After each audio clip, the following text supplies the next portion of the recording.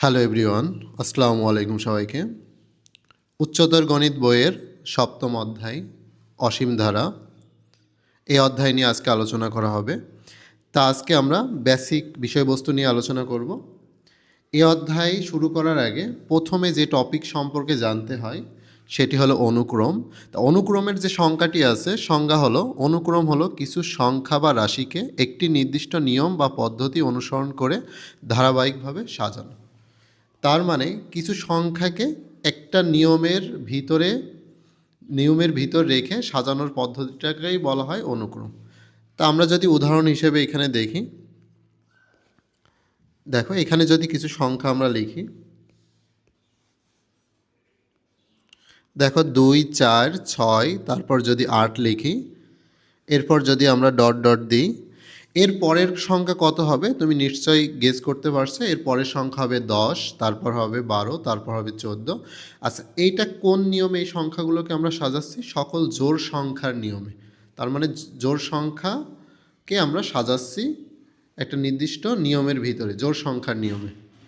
একইভাবে যদি আরেকটি উদাহরণ দিই, দেখো এখানে যদি লিখি 1, 3, 5, 7, 9, এরপরে যদি ডট ডট দিই, দেখো এটাও একটা নির্দিষ্ট নিয়ম আছে। এটা কোন নিয়মের ভিতরে পড়ে? সকল বিজোড় সংখ্যার নিয়মে। এখন 9-এর পরে কত হবে? 11, তারপর হবে 13। আমরা যদি আরও লিখি, এখানে আরেকটি উদাহরণ যদি দিই,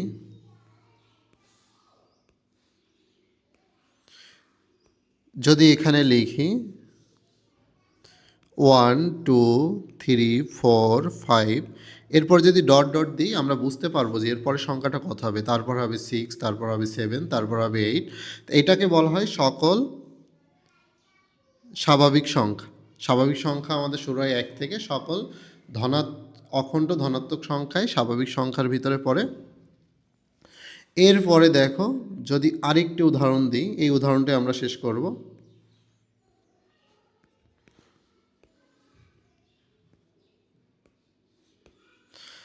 দেখো এরপরে যে লিখি 1 স্কোয়ার, 2 স্কোয়ার, 3 স্কোয়ার, 4 স্কোয়ার, এটাকে যদি আবার নিচে সুন্দর করে লিখি, 1 স্কোয়ার করলে 1, 2-এর স্কোয়ার করলে আসে 4, 3-এর স্কোয়ার করলে 9, 4 স্কোয়ার করলে 16। তা পরের যে 4 নম্বর যে উদাহরণটি আছে দেখো অনুক্রমের, সেটি হলো সকল স্বাভাবিক সংখ্যার বর্গ সাজানো হয়েছে।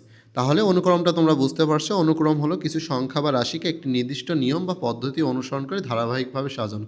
যেহেতু ধারাবাহিকভাবে এখানে সাজানো হচ্ছে, তাহলে অনুক্রমের পদগুলোর ভেতরে একটা পদ থেকে আরেকটা পদের ভিতরে কমা দিতে হবে। মানে অনুক্রমের পদগুলোকে সাজানোর জন্য তোমাকে কমা ব্যবহার করা লাগবে। অনুক্রমের পরে দেখো আমাদের যেটা এই অধ্যায়টা সাজানো যেটার দিয়ে, সেটা হলো ধারা। আমরা অসীম ধারা নিয়ে আলোচনা করব। আর সসীম ধারা তোমরা জেনারেল ম্যাথে পাবা, হায়ার ম্যাথে অসীম ধারাটা আছে।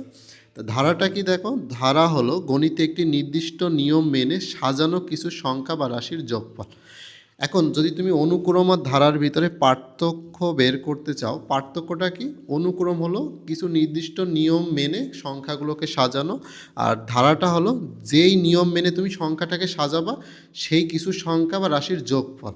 এখন আমি আরও সহজ করে বলি, অনুক্রমের পদগুলো দেখো, আগের পেজে আমরা যে অনুক্রম পেয়েছিলাম, অনুক্রমের পদগুলোকে যদি যোগ করে সাজানো হয় যোগফল হিসেবে, যেমন প্রথম উদাহরণ 2, 4, তারপর 6 প্লাস 8, এটাকে যোগ আকারে যখন যোগফল আকারে সাজানো হয় সেটাই হয়ে যায় ধারা। তাহলে আমরা সহজে বুঝলাম যে অনুক্রমের পদগুলোকে যোগ আকারে সাজালে সেটা ধারায় পরিণত হয়ে যায়। এখন দেখো এরপরে আরেকটু লেখা আছে, যেখানে প্রতিটি পদ তার আগের পদের সাথে একটি নির্দিষ্ট সম্পর্ক, মানে এখানে আবার ধারার ভিতরে একটা সম্পর্ক আছে, প্রতিটি পদ তার আগের পদের সাথে একটা নির্দিষ্ট সম্পর্ক থাকবে, যোগ বা গুণ বজায় থাকে, এরকম একটা সম্পর্ক থাকবে ধারার ক্ষেত্রে। তাহলে ধারার ক্ষেত্রে আমরা যদি একটা উদাহরণ দিই, দেখো এখানে আমরা 1 নম্বরে যদি লিখি, দেখো এখানে 2, 4, এখানে 6, এখানে 8।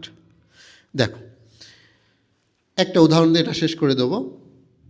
দেখো এখানে নির্দিষ্ট নিয়ম অনুসারে সাজানো হয়েছে 2, 4, 6, 8 সংখ্যাকে, আবার এদেরকে যোগ আকারে লেখা হয়েছে, তাহলে এটা ধারায় পরিণত হয়েছে। এখন দেখো দুইয়ের পরে যে পরের পদ আছে, আগের পদ বা পরের পদের সাথে সম্পর্ক আছে। দুইয়ের সাথে কত যোগ করে 4 করা হয়েছে?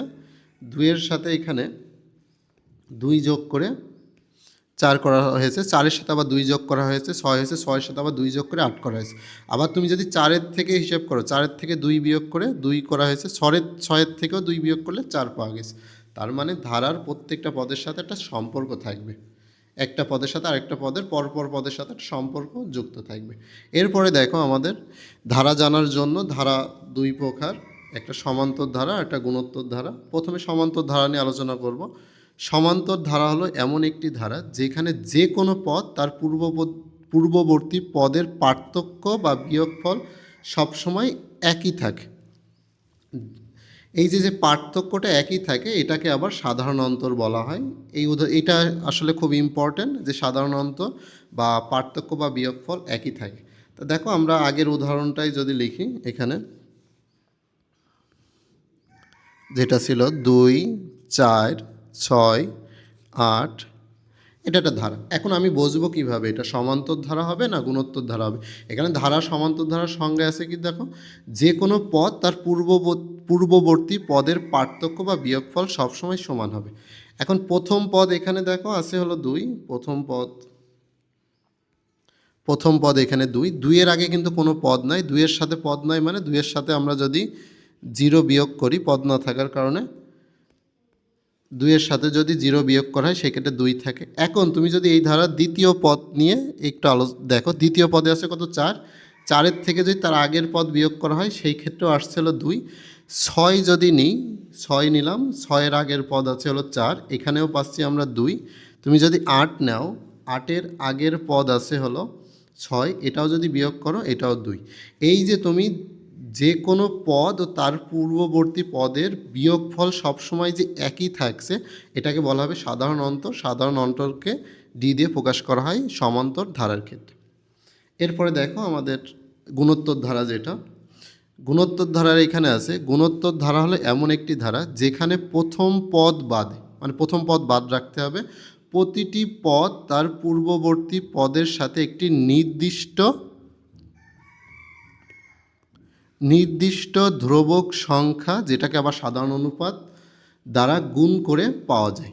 গুণোত্তর ধারার আরও সহজ করে এখানে লিখে দিয়েছি দেখো, গুণোত্তর ধারার পরপর দুটি পদের অনুপাত সবসময় একই থাকে।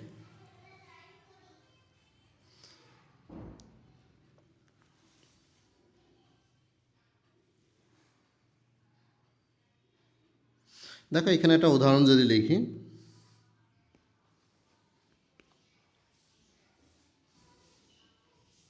দেখো 2 লিখলাম, তারপর একটা 4 লিখলাম, তারপরে 8 লিখলাম, 8 দুগুণে 16। দেখো এখানে এটা কিন্তু সমান্তর ধারা নয়, এটা গুণোত্তর ধারা। আরেকটা উদাহরণও লিখি তাহলে আরও বুঝতে সুবিধা হবে। এখানে 3,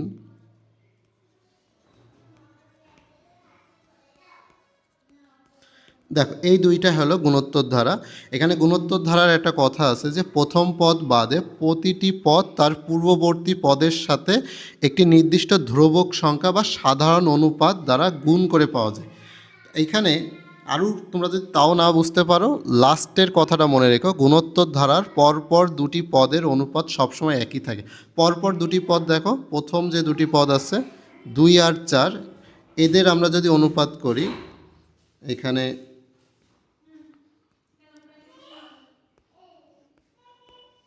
এখান থেকে 4/2, এখানে দেখো আমরা 2 পাচ্ছি। 8-এর থেকে যদি 4 ভাগ করা হয় সেখানেও 2 পাবো। 16-র থেকে যদি 8 ভাগ করা হয় সেখানে 2।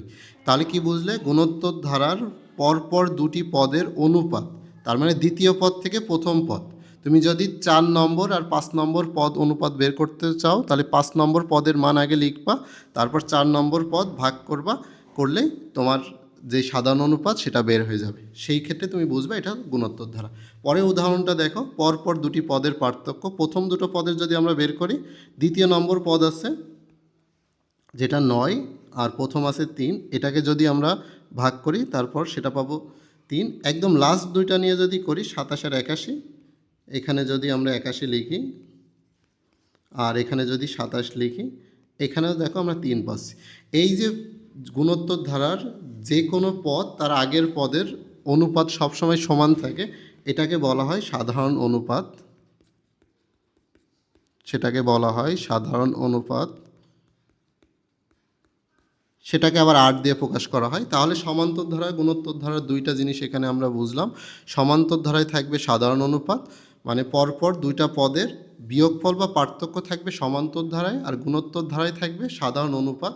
যে কোনো পদ তার আগের পদের অনুপাত বের করা লাগবে, যেটাকে ৮ দিয়ে প্রকাশ করা হয়। এরপরে দেখো এই অধ্যায় আমাদের মূলত এই অধ্যায়টা হলো অসীম ধারার অধ্যায়। তা আমরা অসীম গুণোত্তর ধারার, এখানে বানানটা একটু ভুল আছে, অসীম গুণোত্তর ধারার সমষ্টি বের করতে হয় আমাদের গাণিতিক সমস্যা সিকিউ করার জন্য। তা অসীম গুণোত্তর ধারার সমষ্টি বের করার জন্য তোমার 3টা সূত্র তুমি মনে রাখলে এই অধ্যায় হয়ে যাবে। প্রথম যেটা আছে দেখো, আংশিক সমষ্টি বের করার। আংশিক সমষ্টির আবার 2টা সূত্র আছে, আরেকটা আছে অসমিতক সমষ্টি। তা আমি একটু ভেঙে বলি। একটা ধারা মনে করো, ধারার বিস্তৃতি আছে অনেক। এখন তোমাকে আমি মনে করলাম একটা, এখান থেকে একটা গুণোত্তর ধারা যদি লিখি 2, 4, এখানে 8, 16, এটা অসীম পর্যন্ত আমরা দিয়ে দিলাম। এই ধারাটা মনে করো অসীম পর্যন্ত। এখন আমি তোমাকে আংশিক সমষ্টি বের করতে বললাম যে প্রথম 10টি পদের সমষ্টি, প্রথম 20টা পদের সমষ্টি। এটা কিন্তু দেখো অসীম পর্যন্ত আছে। আমাদের যেই গুণোত্তর ধারাটি লিখেছি এটা হলো অসীম পর্যন্ত। তোমাকে বললাম প্রথম 20টি, প্রথম 30টি, প্রথম 5টি সমষ্টি বের করতে। সেই ক্ষেত্রে আমাদের আংশিক সমষ্টির সূত্রটি আসবে। এখন আংশিক সমষ্টির সূত্র 2টা আছে। এখন 2টা কোনটা কোথায় অ্যাপ্লাই করব সেটা বোঝার জন্য, একটু মনে রাখার জন্য আমি সহজ নিয়মটা বলে দিই। তোমাকে বের করতে হবে আর এর মান। আংশিক সমষ্টি বের করার জন্য আর এর মানটা বের করবা। এখন আর এর মান যদি কোনো কায়দায়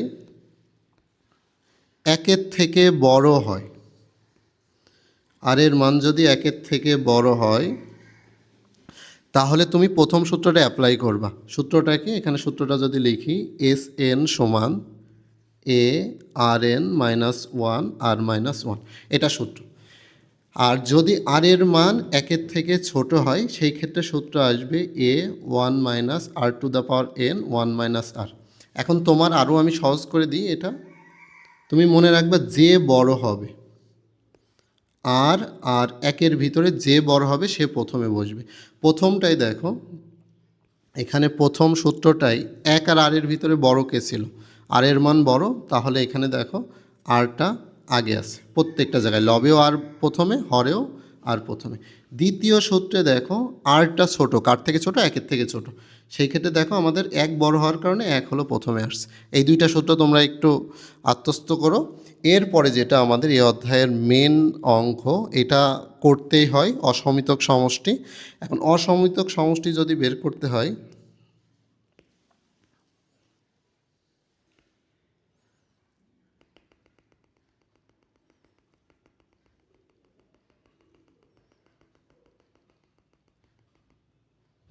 দেখো অসমিতক সমষ্টি থাকবে, এখানে একটা কন্ডিশন লিখেছি।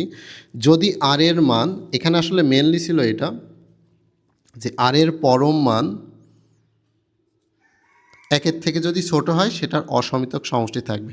এখন এটাকে আরও ভেঙে আমরা এইভাবে লিখি যে আর এর মান হবে -1-এর থেকে বড়, আর 1-এর থেকে হবে আর এর মান ছোট। যদি এই কন্ডিশন অ্যাপ্লাই করে আর এর মান তোমরা জানো গুণোত্তর ধারার সাধারণ অনুপাতটা হলো আর এর মান যদি কখনো -1-এর থেকে বড় হয় আর 1 থেকে ছোট হয়, সেটা আমরা বলতে পারবো সেখানে অসমিতক সমষ্টি আছে। এখন ধরো আর এর মান আছে হলো ½ তাহলে এখানে কি অসমিতক সমষ্টি থাকবে? অবশ্যই থাকবে। কেন? এটা 1-এর থেকে ছোট, -1-এর থেকে বড়। এখন তোমার আর এর মান যদি 2 হয়ে যায়, সেখানে কি অসমিতক সমষ্টি থাকবে? কখনোই থাকবে না, কারণ আর এর মান হওয়া লাগবে -1 থেকে 1-এর ভিতর। এটাকে যদি আমরা সংখ্যা রেখায় দেখি,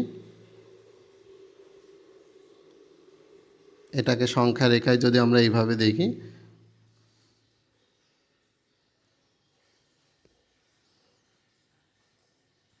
এটা 0, এটা -1 আর 1। তার মানে আমাদের রেঞ্জটা সবসময় থাকবে -1 থেকে 1-এর ভিতরে। তাহলে তোমরা বুঝতে পারছো যে অসমিতক সমষ্টি কখন থাকবে। এখন অসমিতক সমষ্টি মানে কি, অসীম পর্যন্ত একটা ধারার সমষ্টি। এখন অসমিতক সমষ্টির জন্য আমাদের যে সূত্রটি আছে সেটি হলো, দেখো আমাদের এমনি আংশিক সমষ্টি করলে এস এন দিয়ে প্রকাশ করতে হয়। এখন তুমি কত পদ পর্যন্ত সমষ্টি বের করবা, জাস্ট এনের জায়গায় সেই পদটা বসিয়ে দিলে হয়। যদি প্রথম 10টি পদের সমষ্টি বের করতে হয় তাহলে এস 10 লিখতে হয়, প্রথম 20টে করলে এস 20। এখন অসমিতক অসীম পর্যন্ত আমরা জানি ইনফিনিটিভ, তাহলে এস ইনফিনিটিভ লিখি, সেই ক্ষেত্রে এ বাই 1 মাইনাস আর। এখন দেখো এই সূত্রটারও আসলে ব্যাখ্যা আছে যে কেন আংশিক সমষ্টির থেকে এই সূত্রটি আসছে, সেটাও আসলে সামনে আমি বুঝিয়ে দেবো কিভাবে এই সূত্রটা আসলে আসে প্রথম সূত্র দুইটার থেকে, যে এই যে 1 নম্বর 2 নম্বর সূত্র থেকে কিভাবে লাস্ট সূত্রটা হয় সেটাও পরে দেখিয়ে দেবো। এই বেসিক জিনিসগুলো তোমরা একটু আয়ত্ত করো, এরপরে সামনের ভিডিওতে সিকিউগুলো সলভ করে দেওয়া হবে। দুইটা ভিডিওতেই মোটামুটি টাইপ আকারে দেখালে এই অধ্যায়ের সব সিকিউ তোমরা অ্যান্সার করতে পারবে। তো আজকে এই পর্যন্তই, ভালো থেকো, সুস্থ থেকো, আল্লাহ হাফেজ।